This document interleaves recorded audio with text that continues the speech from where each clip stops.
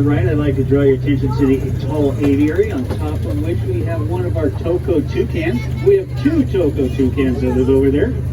They grow to be about 2 pounds when fully grown and 24 inches long. They have that brightly colored beak that they use to eat berries and fruits, insects, small reptiles, and small mammals. We like to say here at the zoo that one bird can't make a family, but two can.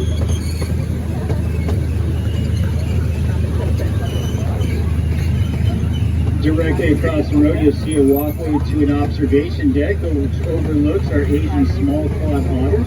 They are the smallest species of otter in the world.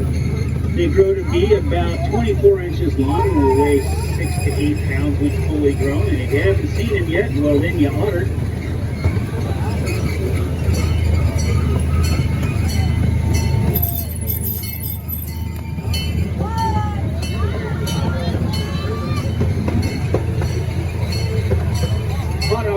You'll see our scarlet macaw, Jimmy. Jimmy's out here hanging out on his daytime perch.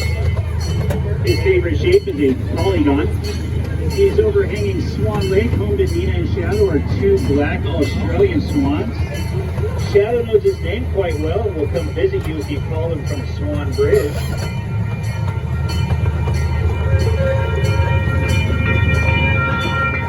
Please say hello to our front gate staff. Hello, Kelly. Thanks for coming out. They come out every single ride to make sure we are safe.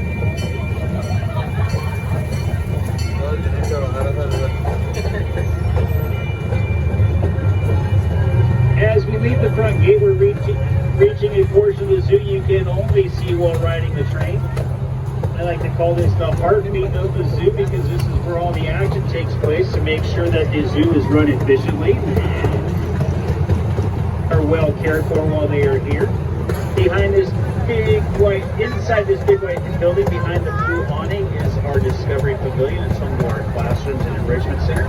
But it's also home to the kitchen, where our dietitians make 260 different diets for over 500 animals every single day.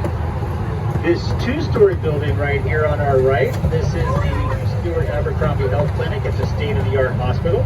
Sometimes, like you or I, animals get sick or injured, they need to see a doctor, and this is where we take them.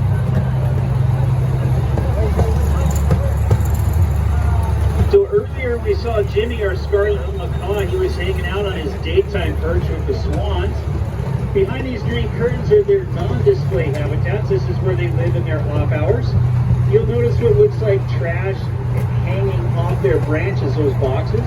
Those boxes are filled with treats by their keepers, so it encourages them to forage and keeps their minds engaged.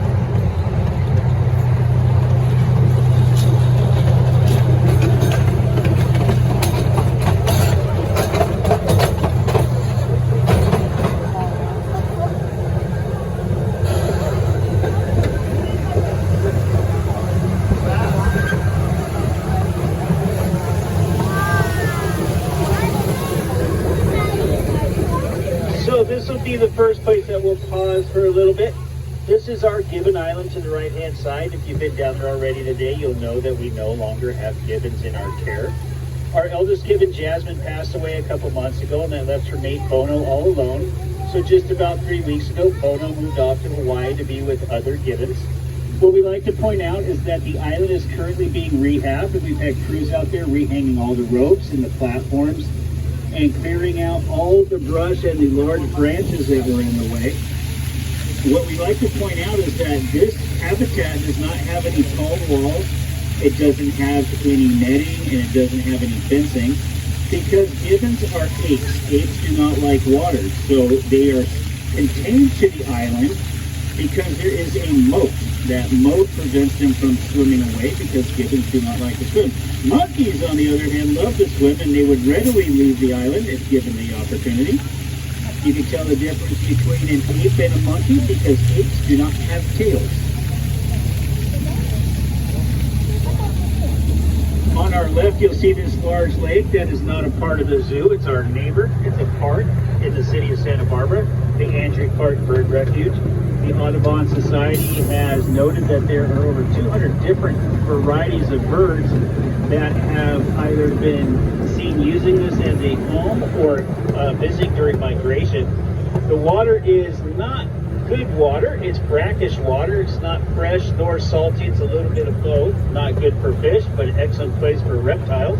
There's lots of turtles, tons of birds. There's raccoons, coyotes, and foxes that live here, as well as a lot of rabbits.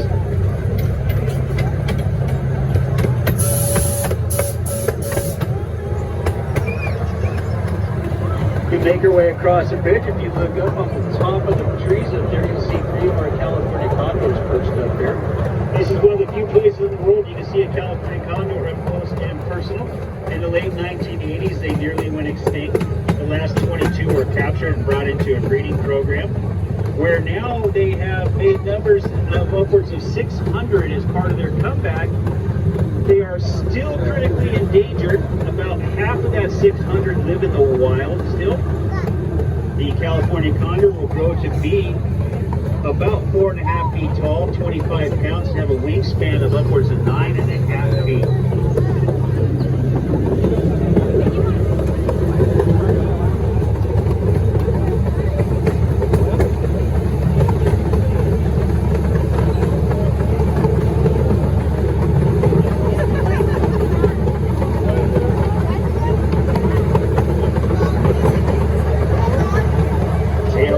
Jake, our pink snake, he's often voted the quietest and slowest snake in the entire zoo.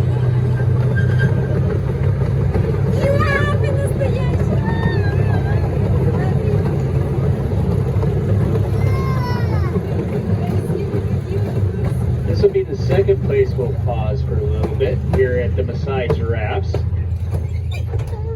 This little giraffe directly next to us right here, this is Malia. She's a baby. She is 10 feet tall and weighs 1,000 pounds.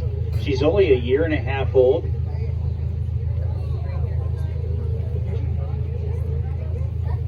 She's only 1.5 years old.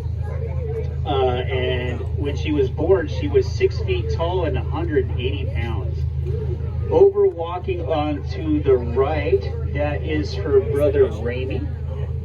And over at the feeding deck is her mother, Adia, and there are other male, Theo, who lives here. Theo's 5 years old, Ramy is 3 years old, and Dia is 11 years old. The Maasai giraffe grows to be about 18 feet. When fully grown, they'll weigh about 3,000 pounds. They spend upwards of 20 hours a day on their feet, most of that time feeding. They'll eat about 70 pounds of vegetation every single day. And they use their long tongue that sticks out of their mouth upwards of 18 inches. It's much like an elephant's tusk. They can use it to wrap around the branches and the leaves so that they can pull them into their mouths.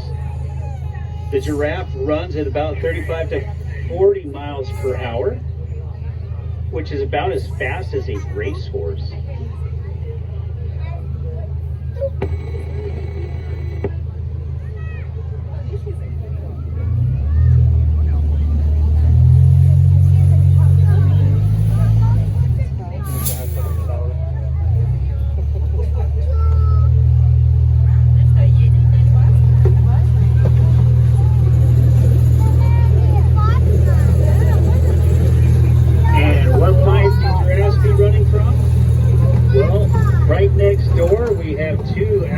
Savannah lions, Felicia and Ralph. They're up on their rocks doing what they do best, just lying around. Ralph weighs about 450 pounds and Felicia weighs about 400 pounds. Felicia's keeping an eye on those giraffes. She does that all day long. She's keenly aware of where they're located. In the wild, Felicia would do about 90% of the hunting, while Ralph would be responsible for protecting the pride. White tents to the right are the home to the Santa Barbara Outdoor